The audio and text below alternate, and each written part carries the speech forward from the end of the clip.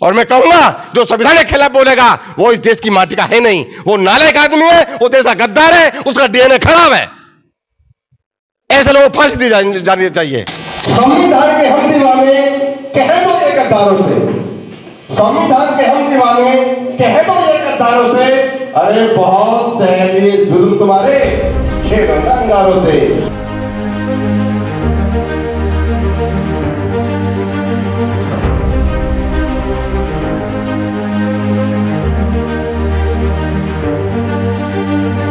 परम पूज्य बाबा साहेब डॉक्टर भीमराव अम्बेडकर ने एक ऐसे संविधान को दूर किया जो कुरीति फैलाता था, और उन्हें क्या पता था कि प्रकृति देख रही है, वो पिता परमात्मा देख रहे हैं कि पिछले संविधान को जलाने वाला ही व्यक्ति अगला संविधान बनाएगा।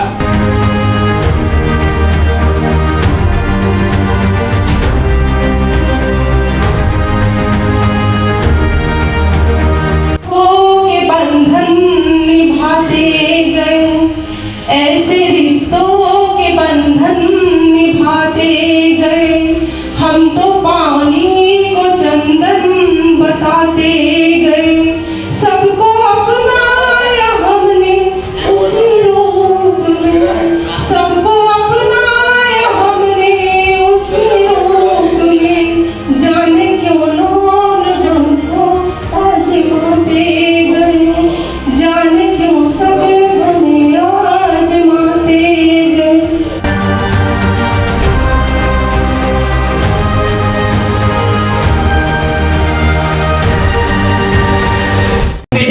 पुस्तक लिखी है, उस पर क्या कहना चाहिए, क्या संदेश देना चाहिए आप? खुशी देनी चाहिए, ऐसे सब मतलब बोलो बढ़िया है, खुशी देनी चाहिए, सब भाई एक रहो, छूते अलग करो, संगता सु रहो, मिलजुल के। पुस्तक लिखी है तो कैसा महसूस कर रहे हैं आप? बढ़िया, कैसा लग रहा है आपको? बढ़िया, बहुत बढ़िया। आपके बेटे ने जो पुस्तक लिखी है उस पर आपका फोटो लगाओ, आपने वो देखा भी है, हाँ। आपको कैसा महसूस हुआ? बढ़िया हुआ। बेटे को ऐसे ही करना चाहिए। और बेटे के लिए क्या संदेश दोगे? सबको बढ़िया संदेश, सब खुश रहो।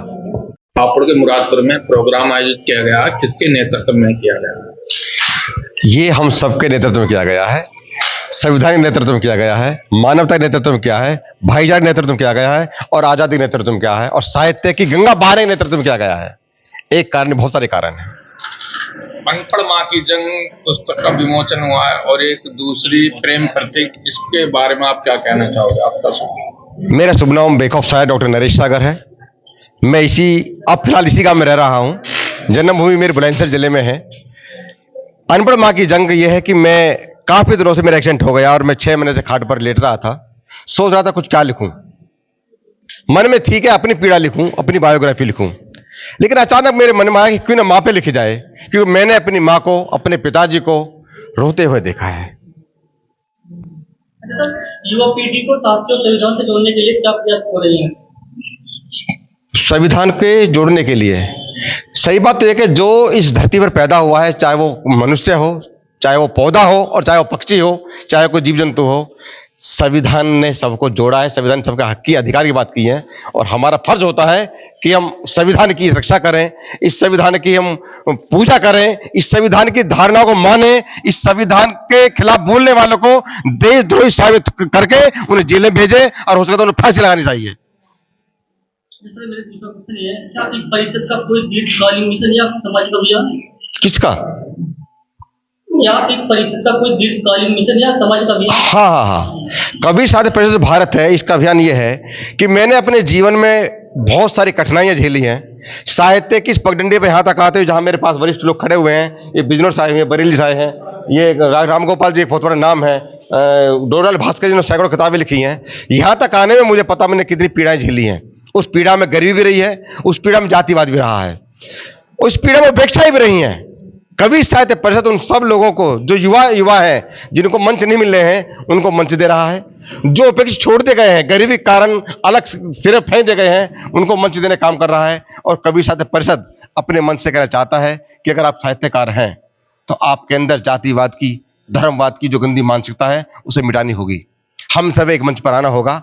एक साहित्यकार होता है जो समाज का दर्पण होता है, और साहित्य का समाज का दर्पण जब भी हो सकता है जब वो निष्पक्ष भाव से देश की बात करे, मानवता की बात करे, विकास की बात करे, शिक्षा की बात करे, संविधान की बात करे, देश की बात करे। मेरा लास्ट क्वेश्चन है, आज विमोचित होने वाली पुस्तकों की सूची भी यह संदेश क्या है? पहली बात अगर हम करते हैं अनपढ़ मां की जंग। अनपढ़ मां की जंग एक वो पुस्तक है, आज आप देख रहे हैं, आप पत्रकार बंधु हैं, कि हम मालदार हो गए, पैसे हो गए, हम विदेश पहुंच गए और अपने माँ बाप को हमने घेर दिया वृद्धाश्रम में। हम राइटर हैं, हमने प्रेमिका पर खूब लिखा है, हमने सीमा पर खूब लिखा है, हमने अपने ऊपर खूब लिखा है, लेकिन हमने उनको छोड़ दिया जिस माँ ने हमें 9 महीना पेट में रखा और अपने दूध रूपी खून को हमें पिलाकर हमें बड़ा किया। तब मैंने लगा कि साहित्य क्षेत्र में आज तक ऐसा उदाहरण नहीं मिलता जब किसी ने अपनी जीवित मां के रहते हुए उस मां की बायोग्राफी लिखी हो, उसका दर्द लिखा हो। मैंने उस कलम चलाने की कोशिश की है, और आप ये कह सकते हैं कि मैं विश्व का पहला राइटर हूं जिसने अपनी मां के जीवित रहते लिखी है। और लिखने का कारण यही है, मैं सभी तमाम साहित्यकारों से, जहां तक ये बात सुनी जा रही है, सबसे कहना चाहूंगा कि आप अपनी पीढ़ी को बचाने के लिए, अपनी पीढ़ी के संस्कारों को बचाने के लिए और अपने परिवर्तन बचाने के लिए अपनी माओं पर, पिताओं पर, दादाओं पर, अपनी पीढ़ियों पर अब किताब लिखें। दूसरी किताब हमारी प्रेम पत्रिका है। प्रेम पत्रिका मतलब रास्ते पर चलने वाला वो प्रेम पत्रिका जहां किसी के लिए मारकाट नहीं है, जहां किसी के लिए नफरत नहीं है, जहां किसी के लिए कोई पीड़ा नहीं है। प्यार बांटते चलो, प्यार बांटते चलो, प्यार बांटते चलो। बहुत अच्छा। अगर मां पर लिखिए तो पिता पर क्यों? हाँ, बहुत अच्छा सवाल, एक भावुक सवाल। पिता पे क्यों नहीं लिखी? मेरे पिताजी गए हुए 9 साल हो चुके हैं। वो पीड़ा मेरी आवाज में, मेरी आंखों में देख रहे होंगे, लेकिन बिना मां के पिता कैसे चलेगा? जब आप मां की पीड़ा पढ़ेंगे, मां की जंग पढ़ेंगे, तो उस मां की जंग मेरे पिताजी का वो संघर्ष भी मिलेगा जिस संघर्ष से समाज अभी नावाकिफ है। उन्होंने वो संघर्ष किया, अकेले रहते वो। जैसे मैं साहित्य क्षेत्र में निकला, वो अपने डिपार्टमेंट में अकेले ऐसे थे और वहां उन्हें बहुत टॉर्चर किया गया। उस टॉर्चर का उन्होंने जो जवाब दिया अपने जूते से दिया। तो मेरे मां के साथ, मेरी मां की जंग के साथ मेरे पिताजी भी साथ में है। मैंने पिता में भी लिखा है, मां जमी है तो पिता आत्मा है मेरा। पिता को कैसे छोड़ सकते हैं हम? संविधान दिवस पर क्या संदेश देना चाहते हैं? हाँ, आजकल मैं देख रहा हूं संविधान पर बहुत टिप्पणी हो रही है, पृथ्वी जल रही है। तब मैं एक शेर कहता हूं कि संविधान के हम दीवाने, संविधान के हम रखवाले, अरे कह दो उन गद्दारों से, संविधान के हम रखवाले, कह दो उन गद्दारों से, बहुत हो लिए जुल्म तुम्हारे, खेलो ना अंगारों से। अगर संविधान पर किसी ने टिप्पणी की, संविधान को खत्म करने की कोशिश की, तो हम जैसे हमारे सैनिक देश की सीमाओं को रखाने के लिए अपने गोली खाने को तैयार रहते हैं, हम भी सर कटाने के लिए तैयार रहेंगे। हम संविधान को नहीं मिटने देंगे, चाहे हम भी मिट जाएं। ये संविधान नहीं है, ये 5,500 साल की उस वर्ग की गुलामी की आजादी का एक प्रतीक है जिस समाज के पीछे झाड़ू और गले में हंडिया बांध दी गई थी। ये उस नारी के लिए आजादी प्रतीक है जिस नारी को कभी तुलसी ने कहा था, ढोल गवार सुध नारी, ये सब तारण के अधिकारी। जिस नारी के वक्ष स्थल देखकर उस पर टैक्स लगाया जाता था, इस संविधान ने उस नारी को साड़ी पहनने का, कोट पहनने का अधिकार दिया है। संविधान सर्वोपरि है। संविधान हम मिट सकते हैं, इसे बचाने के लिए मिट सकते हैं हम, लेकिन संविधान को नहीं मिटने देंगे हम। और मैं कहूंगा जो संविधान के खिलाफ बोलेगा वो इस देश की माटी का है नहीं, वो नालायक आदमी है, वो देश का गद्दार है, उसका डीएनए खराब है। ऐसे लोगों को फांसी दी जानी चाहिए।